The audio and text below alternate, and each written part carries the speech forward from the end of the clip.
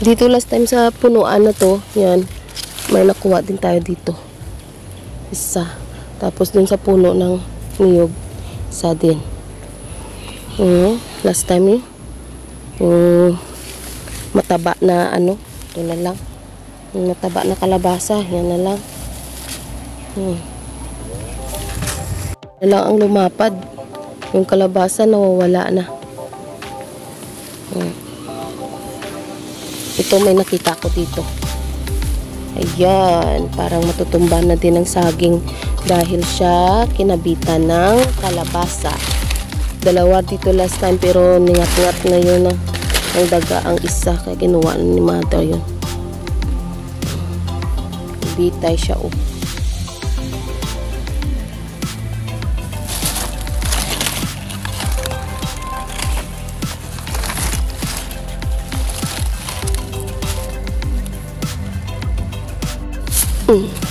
Yan, kunin natin. Hindi makukuha. Magbibitay dito sa puno ng saging. Kunin natin.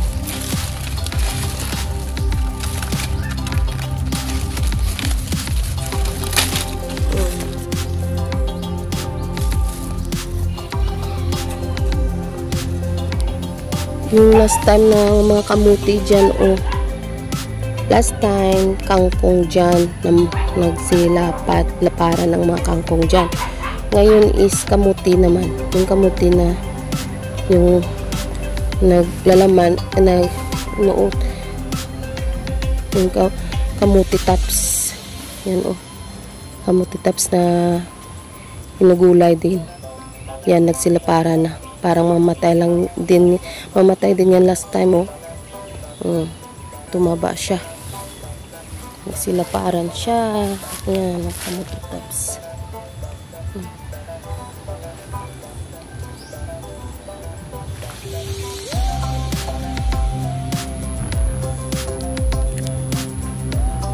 Ilagay ko na lang muna dun ang nakuha natin, na harvest natin today. At wala nang next pa. Ewan ko kung may next pa kasi may mga bulaklak pa siya na sumisibol. Yung iba susulpot nga ang mga bulaklak pero namatay rin. Nagyayalo yung mga bunga at nagsilaglagan. Dito may nakita ako pero yun, hindi yun, yan na maliit siya, nalaglag. Sobra sigurong init at hindi na makayanan, kaya yan siya. Daming mga reject, daming daming may mga bunga na ngat-ngat. Naunahan tayo ng daga, kaya kinuha na ang iba na-harvest na ng paunti-unti ni nanay. Kasi minsan gusto namin maggulay ng kalabasa, kaya kumukuha lang kami dito sa likod ng bahay. At ang minsan, at ang iba reject, katulad nito yung iba na nabulok na. Yan.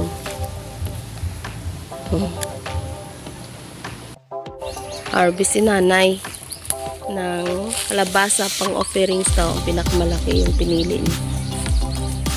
Offerings. Yan ang isang kalabasa. Ang laki na yan. Ayun na siya. Pang offerings lang yan. Yan na lang naiwan. Ang harvest last. Ang pa nakatago. Ang laki niya. Ipon siya.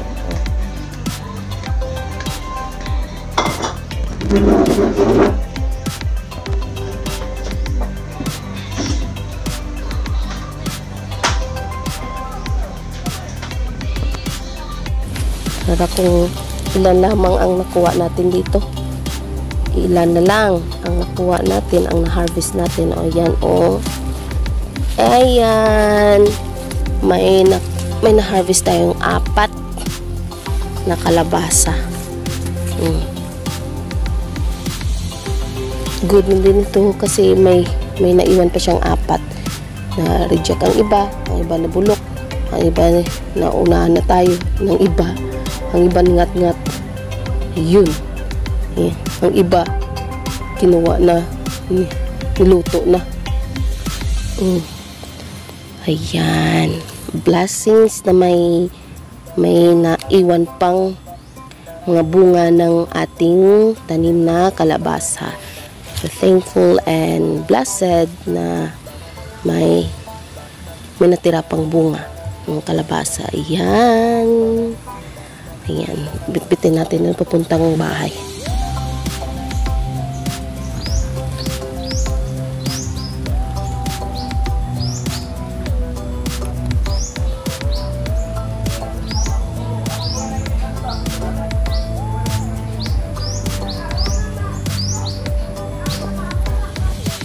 Hakutin na natin ito papuntang bahay. Ito yung ibang bunga ng bunga ng aking tanim na kalabasa. Yun tanda na at kinain na yan. Kinain na ng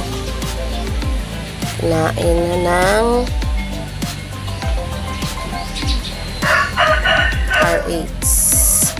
Kinain na ng dagaw o anong klaseng hayop pag kumain dito. Ayan.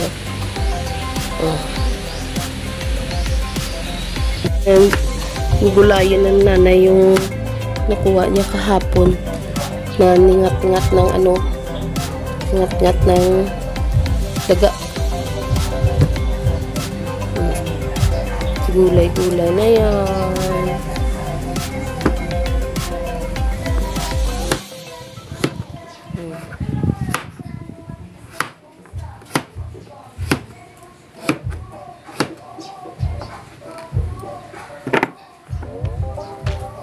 Yan, nakutin natin. Ito.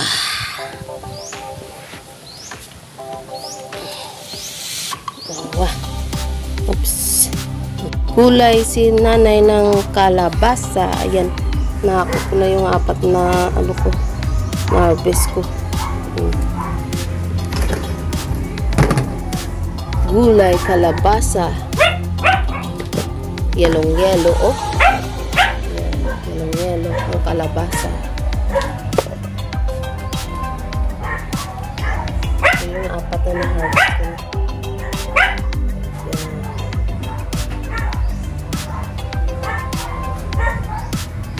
Yun ang kagandahan kapag may tanim ka, may aanihin ka talaga. May gulayin ka. Pag may gulay kang tinanim, may gulay kang anihin. Siyempre, libre lang. Ayan siya. Wow! Gulay! Ang sahog yung maliliit na pasayan or hipon. Gulay na fresh from the backyard. Ayan. Match yung pinarito na isda. Saka may pinaksyo. Rice. Sige, kain tayo. Kain tayo rito.